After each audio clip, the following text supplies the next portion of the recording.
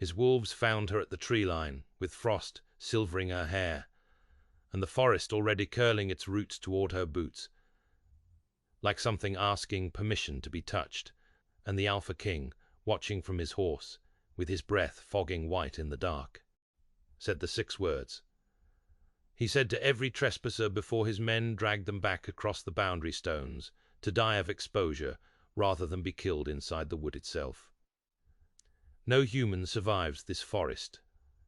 Then the birches bent. Sorcha did not see them bend. She felt it, the canopy lowering around her in a long, unbroken ripple, branches dipping low enough to brush frost from her shoulders, the ground itself seeming to soften and rise to meet her next step before she took it.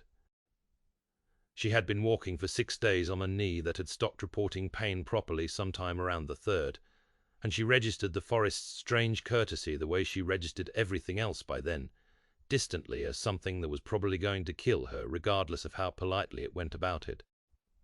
She kept walking, because the alternative was the men behind her, and she had already decided which death she preferred.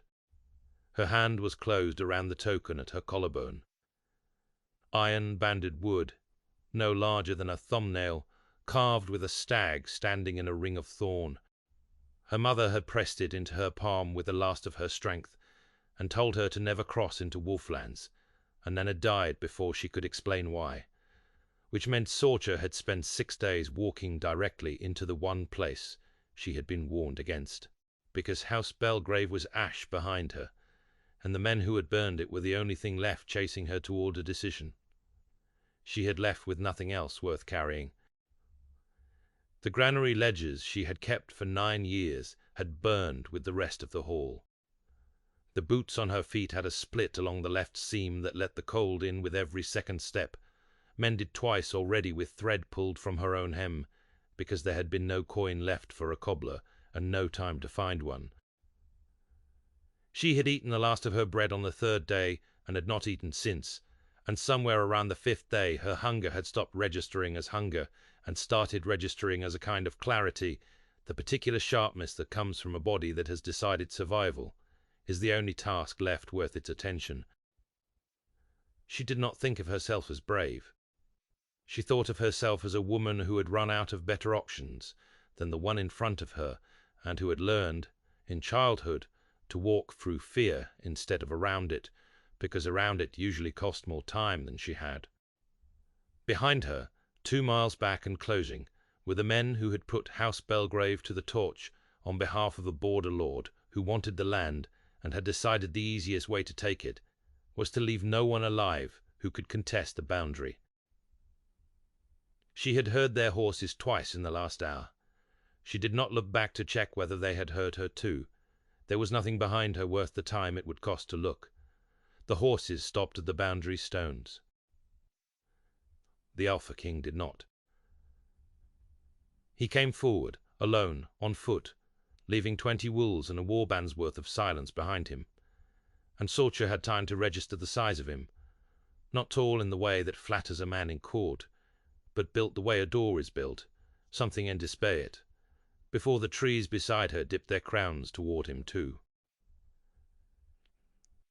In a motion that was unmistakably different from the way they had bent for her. For her, it had been a greeting. For him, it looked, for one unguarded second, like recognition of someone they had been waiting on far longer than they had been waiting on her. No human survives this forest, he said again, closer now, and there was no performance in it. It was a fact he had watched prove itself true more times than he had patience left to count.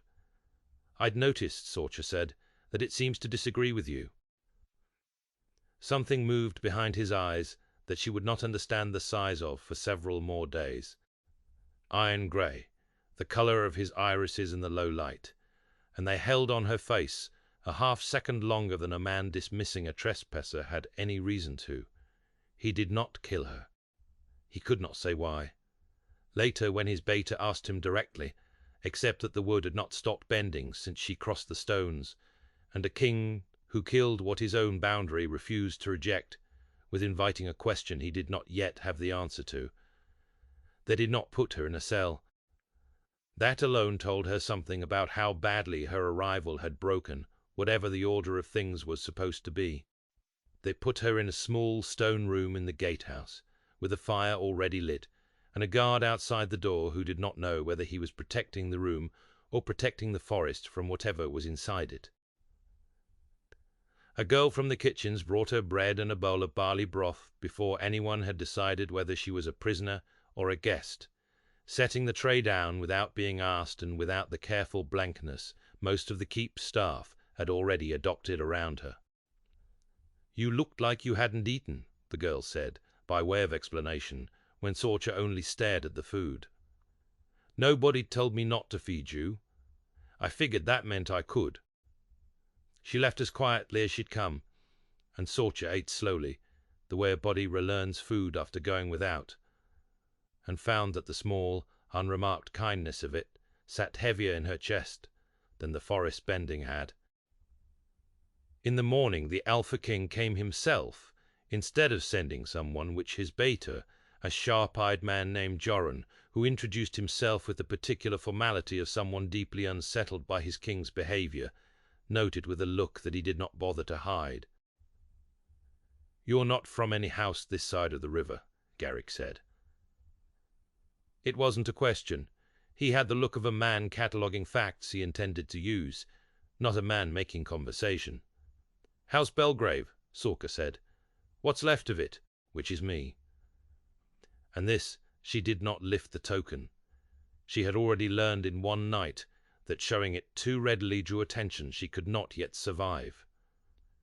Belgrave fell 11 years ago. It fell again 3 weeks ago. Apparently it had more to lose than anyone remembered. He studied her in the particular way of a man who had spent a lifetime reading rooms and was now encountering someone who gave him almost nothing to read. The forest, he told her flatly, like a man reciting a fact he had repeated so many times it had stopped feeling strange in his mouth, did not respond to anyone. Not to him, not to his father, nor his father's father. It had not chosen, bent, opened, or acknowledged a single living person within his lifetime or his grandfather's, and an Alpha King who could not explain why his own land would not answer him had learned, a long time ago, to stop asking the question out loud. "You crossed the boundary stones of beggar and a half-frozen trespasser," he said, "and it greeted you like you'd been expected." "I don't know what it expects of me. I didn't ask it to do anything." "No," he agreed. "That's what makes it worth investigating instead of killing you for it." The archivist's name was Auda Gramos, and she had outlived 3 Alpha Kings' worth of patience for ceremony, which meant she came into the gatehouse room without knocking, set the iron-banded token on the table with hands that shook faintly from age rather than fear, and looked at it the way a person looks at a debt finally come due. 297 years, she said. Sorcha did not understand yet what the number meant.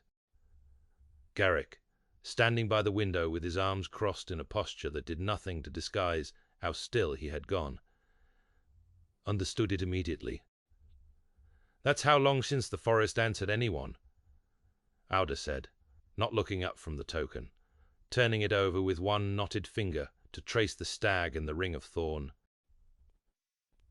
297 years since the last forest warden walked these boundaries, and the trees knew her by name, instead of merely tolerating her passage. She had a sigil cut into the gatestones at the heart of the wood. Stag thorn, same as this. And when she died without an heir, the wood went quiet, and stayed quiet. And every Alpha King since has managed the boundary as a soldier manages a wall. He doesn't understand. Because a woman who could read it left nothing behind but a mark on stone, and a story no one believed any more. She set the token down. "Where did you get this?" "My mother gave it to me. Before she died, she never explained it." "Your mother," Auda said slowly, "may not have known what she was carrying either. That happens when a bloodline runs that thin and that long. The knowledge dies, the blood doesn't." Sorcha sat with that the way she had sat with most things in the last 3 weeks, quietly, because falling apart had stopped being a thing she had time for. She noticed instead that Garrick had crossed the room without seeming to decide to, and that he had picked up a ledger off the table that listed the Boundaries recorded incidents, going back 11 decades, and that he was reading the entries from her arrival, with an attention that had nothing to do with politics. "You wrote 3 lines, correcting the watch report," he said, looking up. "The timber count on the eastern stockade. It was wrong. You corrected it in the margin and didn't sign it." "It was wrong," Sorcha said. "I worked the granary stores for my house for 9 years.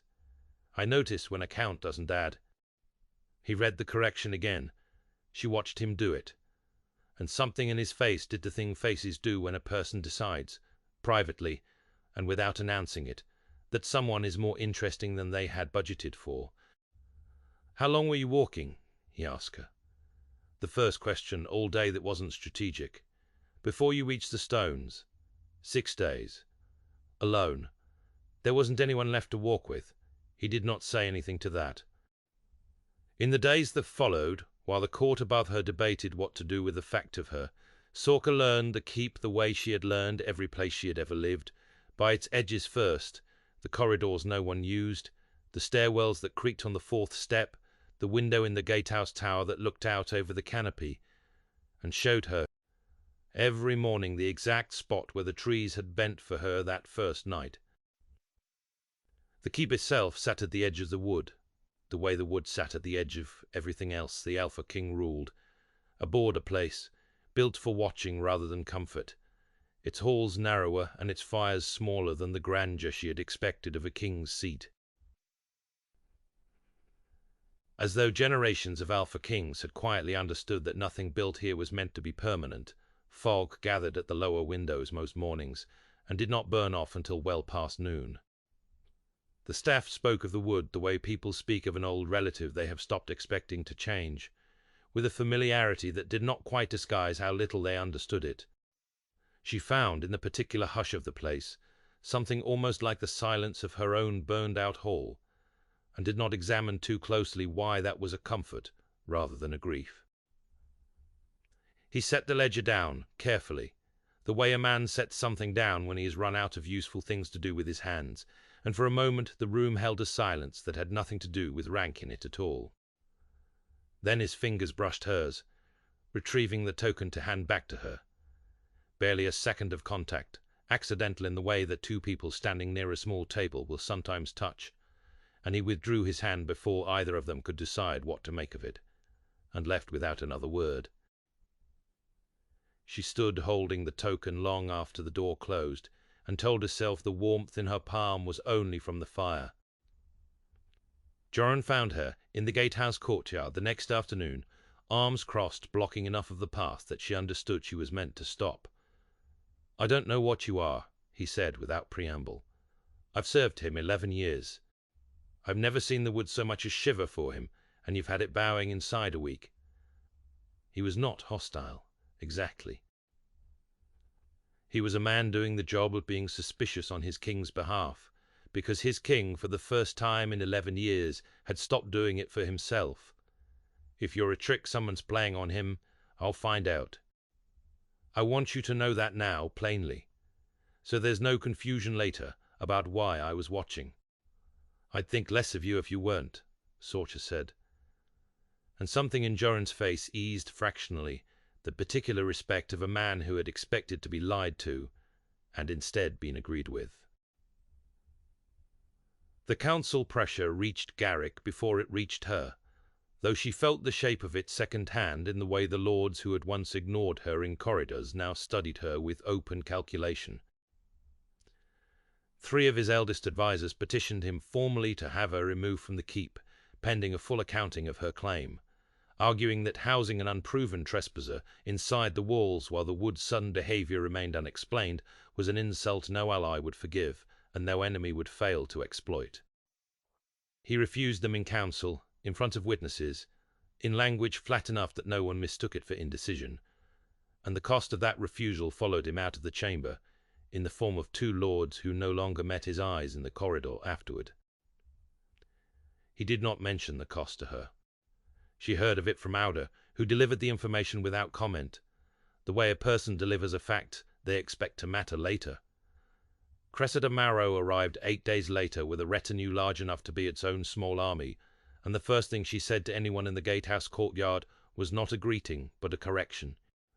Delivered to Jorin in a voice pitched to carry, "I was told the forest had bent for a beggar girl from a dead house. I assumed the report was exaggerated for effect." "I see it was not." She did not look at Sorcha directly for the better part of an hour. When she finally did, it was the way a woman looks at an item on an inventory she had not expected to find misplaced. Her claim, when she stated it formally before the gathered court, was not cruel so much as it was airtight. 12 years prior, her house and garricks had sealed a pre-bond right, a formal witnessed agreement that she and the Alpha King would complete their bonding once the forest gave its blessing, as tradition required of any Alpha King's mate. The forest had given no blessing to her or to anyone for 297 years, and so the rite had simply waited, unfulfilled but never voided, because no mechanism existed to void what the wood itself had not yet ruled on. "My claim predates hers by 12 years and a formal seal," Cressida said, and there was no theatre in it, no raised voice, only the flat procedural certainty of a woman who had spent over a decade believing the waiting would eventually end in her favor. A trespasser's accident does not erase a witnessed contract. If the forest has finally chosen to answer, it should answer the claim that has stood the longest, not the one that arrived 6 days ago with frost in her hair and nothing to her name. It was not an unreasonable argument. That was what made it dangerous. Sorcha kept her hands flat and still against her thighs, a habit from a childhood that had taught her early that stillness read as composure, even when nothing inside her was still at all, and listened to a court she had no standing in debate the shape of her own future, without once asking what she wanted from it. She found out 3 days later from Jorin, who told her with the particular discomfort of a man reporting something he had not been authorized to mention, that her quarters had been moved from the gatehouse to a chamber inside the keep proper, on the king's order. Because the gatehouse guard rotation left her unwatched after dark, and the king had decided, quietly, without informing the steward why, framing it as a routine security correction for a person of unclear status, that this was unacceptable. He had spent 2 days arguing with his own counsel to get it approved without explaining his reasons, because the reasons did not survive being said aloud. She did not thank him for it. She did not think he wanted her to know. She saw him 3 evenings later through the half-open door of the small council chamber, alone after the lords had filed out, sitting with a single page of the boundary ledger in his hands, that he had not turned in the better part of an hour. He looked in that unwatched moment like a man managing the cost of managing everything, and she understood, watching him not move, not read, simply sit with the weight of a decision he had not yet found words for, that the composure she had taken for certainty, since the boundary stones was not certainty at all. It was discipline. It was costing him something every hour. She stood inside his walls, being a question he could not yet answer. She did not go in. She carried the sight of him into the rest of the evening instead, unresolved the way she had learned to carry most things. He found her later that same night on the gatehouse stair. Neither of them quite able to say afterward why either had been there at that hour, and for a moment it seemed the evening might resolve itself into something neither of them had a name ready for. He had started to say something. She watched him gather the words, watched the rare effort it cost him to choose them. And she had leaned in without deciding to close enough that she could feel the warmth coming off him in the cold stairwell. Close enough that whatever he had been about to say had clearly changed shape in his mouth. Jorin's boots sounded on the stair below before either of them moved further, some matter of the eastern watch that could not wait for morning. And by the time the interruption had been dealt with, neither of them could find the thread of the sentence again. He looked at her a moment longer than the conversation required. She let him. Neither of them mentioned it again, though she thought of it twice the next day, at moments that had nothing to do with the stairwell at all. The corridor outside the great hall was crowded the next morning when Cressida's household guard, moving through on some errand of their own, closed around her in the press of bodies with a deliberateness that had nothing accidental in it, a hand on her arm that gripped too hard to be courtesy. A voice low enough not to carry telling her that beggars who overstayed welcomes in other women's houses sometimes found the forest less forgiving on the way out than it had been on the way in. She had time to register the threat clearly enough to be afraid of it before Garrick's arm came around her from behind, solid and immediate, pulling her back against him with a force that had nothing gentle in it and everything certain, and the guard who had gripped her arm released it as though the contact had burned him. He did not look down at her. She did not look up at him. The crowd thinned. The guards withdrew with the particular speed of men who had badly misjudged something, and when the corridor cleared he released her without comment and stepped back to a correct formal distance, and she told herself the unsteadiness in her chest was only the crowd, and knew, even as she thought it, that it wasn't. He found Joren within the hour, and gave instructions in a voice low enough that Sorka, 2 corridors away, never heard a word of it. But the guard who had gripped her arm was gone from the keep by nightfall, sent back to Cressida's household with a message Joren would not repeat to anyone. And the household guard who remained gave Sorcha a wide and deliberate berth for the remainder of their stay. Cressida herself made no comment on the matter, publicly or privately, though Sorcha noticed she did not send that particular man's replacement anywhere near the gatehouse again. Cressida came to find her alone, the evening before the hearing, without retinue, without the formal blue and silver. And Sorcha understood from the absence of an audience that, whatever this was, it was not strategy. "I don't hate you," Cressida said, standing in the archive doorway with her arms crossed against a cold that had nothing to do with the room's temperature. "I want you to understand that whatever happens tomorrow, I have spent 12 years being told to wait for a wood that never answered, by a court that stopped believing it ever would. And I built a life around that waiting, because it was the only claim I had. If the wood has finally chosen, it did not choose me. That isn't your doing. I know that. It doesn't make it easier to lose 12 years to a stranger who walked in 6 days ago, and didn't even know what she was carrying." She did not wait for a response. She left before Sorcha could decide whether comfort would be welcome or simply one more insult, and Sorcha sat a long while afterward turning the token over in her hands, understanding for the first time that tomorrow's hearing would not have a villain in it. Only 2 women who had each lost something neither of them had chosen to risk. The hearing was held at the heart of the wood, at Auda's insistence, before the gate stones where the old warden's sigil had been cut 297 years before anyone in the gathered crowd was born. The clearing had not held a court in living memory. Lords who had spent their entire careers inside the certainty of stone corridors found themselves unsettled by open sky and old trees, and the particular silence of a place that had outlasted every one of their titles. Cressida's household stood arranged on one side of the gate stones in formal blue and silver. Her retinue's discipline acquired rebuke to the comparatively threadbare cloak Sorka wore, on loan from the gatehouse stores, because she still owned nothing of her own beyond the token at her throat. Cressida's contract was real. Sorcha's blood was unproven. The court that assembled in the clearing, lords, elders, the loyal Beta, standing close enough to his king to intervene if the temperature of the room required it, had no precedent for weighing one against the other, and for the better part of an hour it seemed entirely possible that procedure alone would decide it. That a witnessed seal 12 years old would outweigh a token a dead woman had pressed into her daughter's hand with no explanation at all.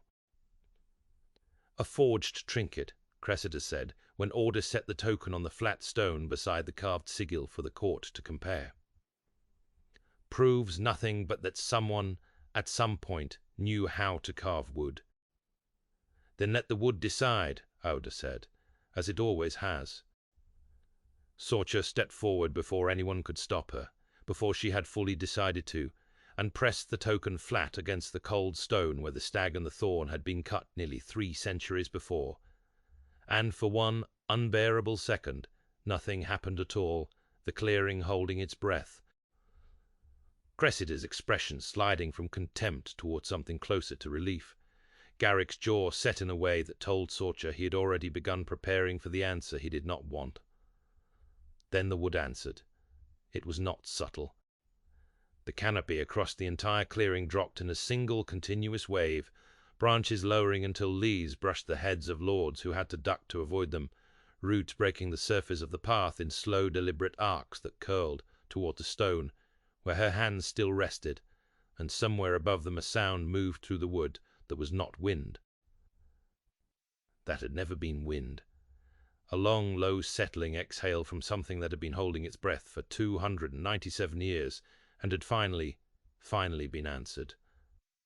No one in the clearing spoke. Cressida's household guard had gone, still in the way men go, still around something they cannot fight. Cressida herself stood with her hand pressed flat against her own collarbone, the posture of a woman absorbing a loss too large to process standing up. And when she finally spoke, her voice had none of the procedural calm it had carried for 12 years. "I have given my house 12 years of waiting," she said, not to Sorcha, not even quite to Garrick, but to the clearing itself, to the wood that had finally chosen and had not chosen her. "I am owed something for that." "You are owed an honest release," Auda said, not unkindly, "which is more than most claims get." Cressida looked at the bent canopy a long moment, and at Garrick, who did not look away from her, who gave her the dignity of meeting her eyes even now, and something in her shoulders settled into a decision Sorcha understood, without being told, the decision of a woman choosing to leave intact rather than be carried out. "Then I withdraw the claim," she said, "before the court forces the withdrawal and calls it mercy." She turned without waiting for a response, gathered her retinue with 2 words, and left the clearing the way she had entered it, upright, unbroken, defeated in the one way that left her able to walk out on her own legs. The court dispersed slowly, the way crowds do after witnessing something they will spend the rest of their lives describing badly to people who weren't there. The lords who had questioned her standing a week earlier found reasons to address her formally now, with a deference that came too quickly to be anything but self-preservation, and Sorcha understood, watching it happen, that this was simply how courts worked. They did not need to believe in a thing to bow to it, only to be convinced it could not be argued with. She found she did not much care which of the 2 had moved them. Order gathered the token from the gate stone and pressed it back into her hand with both of her own, an old woman's grip, surprisingly strong. 297 years, she said again, quieter this time, is a very long time to wait for someone worth the waiting. Don't let them make you small again now that they've decided to notice you. Garrick found her at the edge of the clearing afterward, where she had retreated to put her back against a tree that had, an hour before, bent itself nearly double for her, and now stood ordinary and still, as if it had never moved at all. He did not say anything at first. He put his forehead against hers instead. No warning, no question, simply the weight of a man setting something down he had been carrying since the boundary stones, and she felt him exhale slow and deliberate, the way a person exhales when they have spent 297 years' worth of inherited certainty discovering it could still be wrong about her, and had not been. She did not move. She put her hand flat against his chest, more to steady herself than him, and felt his heart beat under her palm faster than the stillness of his posture had any right to suggest. "You knew before I did," she said finally, "what I was." "I knew the wood had never bent for anyone in my lifetime," he said. "I didn't know what it meant until I watched you stop being a question I couldn't answer, and start being one I didn't want answered by anyone but you." It was not a declaration. It was the closest thing to one he had in him, and she understood, the way she had understood the watch ledger and the moved quarters and the arm around her in the corridor, that this was the shape his honesty took, not in speeches, but in the things he did and the few plain words he allowed himself after. They stood like that a long while, her hands still flat against his chest, the clearing emptying slowly around them until even Joran had withdrawn to a discreet distance that was none the less close enough to intervene, because 11 years of service had taught him exactly how far away was respectful and exactly how far was reckless. The cold had come in fully by the time either of them moved, the kind of clean, late autumn cold that smelled of wet bark and the last of the year's leaf fall, and she found she did not mind it, standing where she was. He walked her back to the keep himself, slower than either of them needed to go, and said almost nothing else the entire way, which she had learned by then to read as its own kind of speech. The Boundary Archive had a desk in it now that had not existed before her arrival, set into the alcove with the best light from the eastern window, and the token sat on a low shelf within reach of it, instead of hidden against her collarbone, because there was nothing left to hide it from. 6 weeks had taught the keep an ordinary version of the impossible.